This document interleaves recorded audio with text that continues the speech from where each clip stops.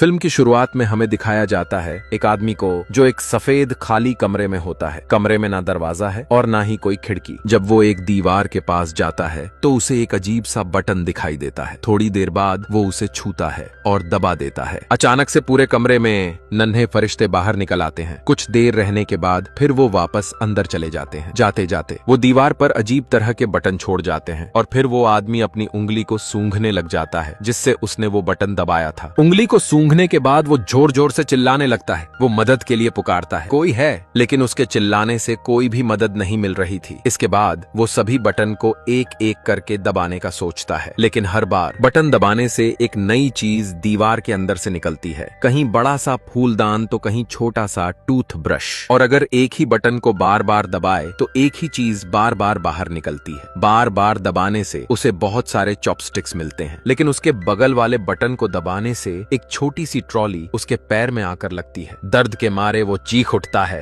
फिर गुस्से में आकर वो एक और बटन को दबा देता है, लेकिन वो बटन एक बच्चे का पिछवाड़ा लेकर उसके मुंह पर गैस छोड़ देता है। कई घंटों के बाद वो कमरा कई तरह की चीजों से भर चुका था। थक हार के वो आदमी वोल को दीवार पर मरता है और गलती से एक बटन दब जाता है। तभी उसे सुशी नाम का एक फूड मिलता है। भूख से बेहाल लाचार आदमी खुश तो हो जाता है, लेकिन जब वो देखता है कि उसे खाने को सोया सॉस नहीं है तो वो बटन को बार बार दबाने लगता है, इस उम्मीद में कि उसे सॉस मिलेगी। लेकिन हर बार सिर्फ सुशी ही गिरती है। जब उसे सॉस नहीं मिलती तो थक हार के वो बिना सॉस के ही सुशी खाने लगता है। और जब उसने सारी सुशी खा ली और फिर और सुशी के लिए बटन दबाता है तो इस बार आखिर में सोया सॉस की बोतल निकलती है। गुस्से में आकर वो बोतल को दूर फेंक देता है। इसके बाद उसे बटन से एक 3D चश्मा मिलता है। जैसे ही वो चश्मा पहनता है उसे दीवार पर एक नन्हा फरिश्ता दिखाई देता है जो अपने बटन की तरफ इशारा कर रहा था। इसे देखकर आदमी खुश होने लगता है और सोचता है यही रास्ता है। वो जैसे ही उस बटन को दबाता है उलटी गिनती शुरू हो जाती है और जैसे जैसे गिनती खत्म होती है ऊपर से एक बच्चे का पिछवाड़ा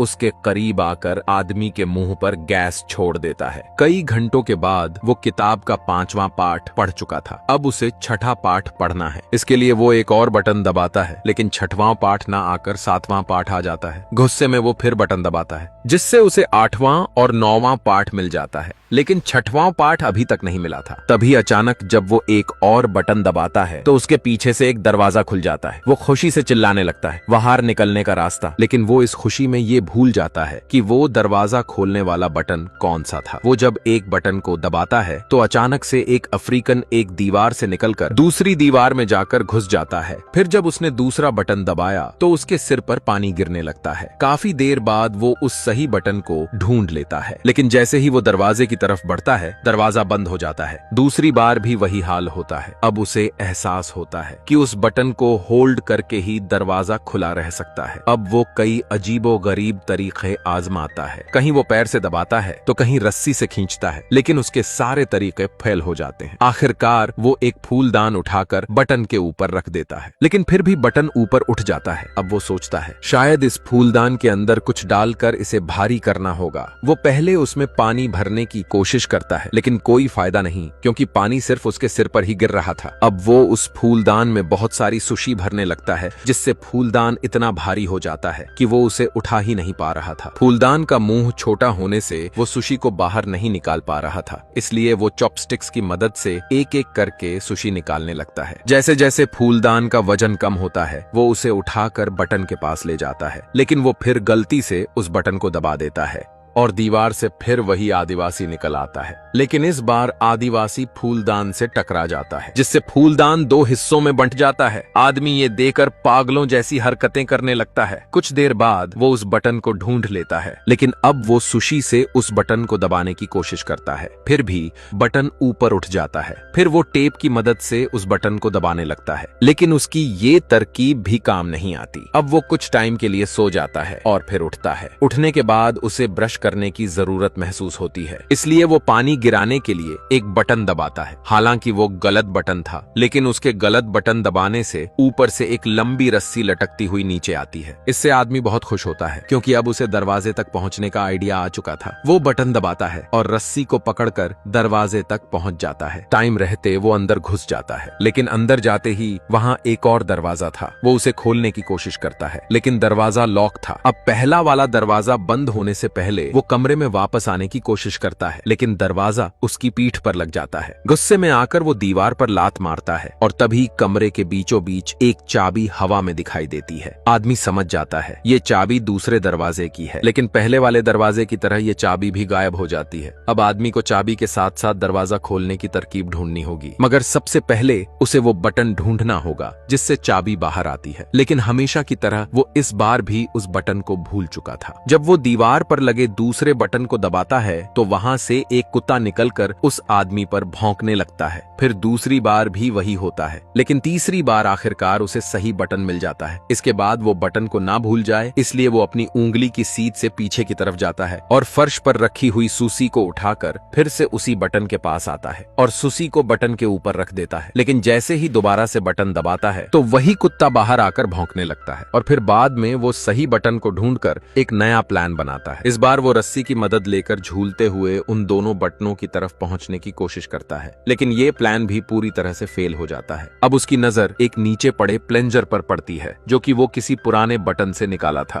प्लेंजर देखते ही उसके दिमाग में एक आइडिया आता है। वो सोचता है कि प्लेंजर की मदद से वो दीवार पर चिपकाकर उस बटन को दबा सकता है। काफी कोशिश के बाद उसको इस काम में आसानी होने लगी थी। इस बार वो रस्सी से झूलते हुए प्लेंजर की मदद से सही बटन को दबा देता है और प्लेंजर को पीछे धकेलता है, फिर चाबी को पकड़ लेता है। इसके बाद वो दरवाजे के बटन को दबाता है। रस्सी की मदद से वो दरवाजा बंद होने से पहले अंदर चला जाता है। अंदर आते ही उसको एक और झटका लगता है, लेकिन वो ये था कि दरवाजे के ठीक ऊपर की तरफ एक और लॉक था जिसे खोलने के लिए 3 नंबरों के पासवर्ड की जरूरत थी। वो डर के कारण फिर से कमरे में चला जाता है, लेकिन इस बार भी दरवाजा उसके पीठ पर लग जाता है। गुस्से में वो प्लेंजर को उठाकर तेजी से दीवार पर मारता है। जैसे ही प्लेंजर दीवार से चिपकता है तो एक बटन दब जाता है और वही आदिवासी फिर से आ जाता है। लेकिन जैसे ही वो आदिवासी उसके सामने से गुजरा तभी उसके सिर पर 3 दिखाई देते हैं, तो वो समझ जाता है कि ये तीनों नंबर उस दरवाजे के ऊपर वाले लॉक का पासवर्ड हो सकते हैं। लेकिन एक दिक्कत थी, दरवाजे का टाइम लिमिटेड था, इसलिए वो जल्दी जल्दी हर बार एक एक अंदर जाकर उस ताले में नंबर डाल देता है। जैसे ही वो सारे नंबर डाल देता है वो ताला पूरी तरह से खुल जाता है, लेकिन तभी अचानक से दरवाजा बंद हो जाता है। अब वो खुद को अंदर ही फंसा हुआ पाता है। वो दरवाजे को खोलने की कोशिश करता है, लेकिन जगह कम होने से दरवाजा नहीं खुल पाता। अब वो गुस्से में नीचे बैठ जाता है और सोचने लगता है। अब उसे वो पल याद आने लगते हैं जिनसे वो उस कमरे में अजीब दिखने वाले बटनों और खिलौनों से खेला करता था। उसे अब एहसास होने लगता है कि वो वहाँ कैद तो था, लेकिन कम से कम वहाँ उसके टाइम पास के लिए बहुत कुछ मौजूद था,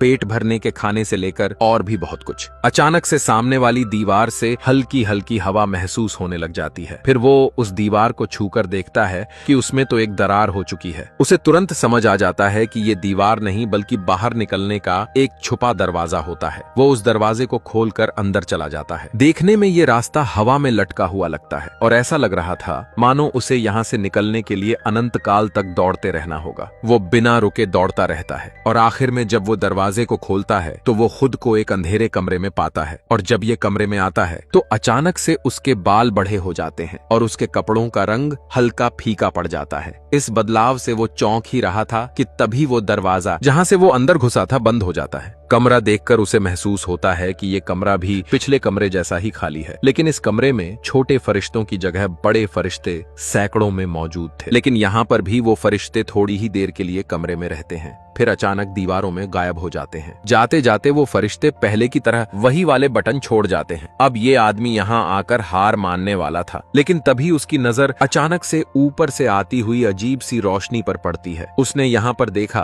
कि इस वाले कमरे में ऊपर कोई छत नहीं थी और ऊपर कुछ फरिश्ते उड़ रहे थे। लेकिन अब वो समझदारी से काम करता है। वो उन बटनों को बिना दबाए उनका इस्तेमाल ऊपर चढ़ने के लिए करने लगता है। पर हम यहाँ पर देखते हैं जैसे जैसे वो उन बटनों को पकड़कर ऊपर चढ़ता है तो पृथ्वी पर अजीबोगरीब घटनाएं घटने लगती हैं। फूल के खिलने से लेकर हाथी के मर जाने तक। जितना वो ऊपर चढ़ रहा था उतने ही इन बटनों के दबने से पृथ्वी पर उतना ही दबाव हो रहा था। अब इसका असर प्रकृति तक ही सीमित नहीं था, बल्कि इंसानों और सभी तरह तरह के जीवों पर पड़ने लग गया था, जैसे कि टोस्टर का चलना और इंसानों का चांद पर उतरना। आखिर में वो ऊपर तक पहुंचता है। उसके बाल और दाढ़ी बढ़ चुकी थी। अब उसे यहाँ पर बटन के सहारे ऊपर जाने की जरूरत नहीं पड़ती, क्योंकि अब वो एक फरिश्ते की तरह हवा में उड़ने लगता है और उड़ते हुए वो ऊपर की तरफ जाने लगा। और तभी वो पिछले मिले दोनों कमरों से मिले अनुभवों को याद करने लगा और भगवान की अपनी भूमिका को स्वीकार करते हुए आगे बढ़ता गया। उसने समझ लिया था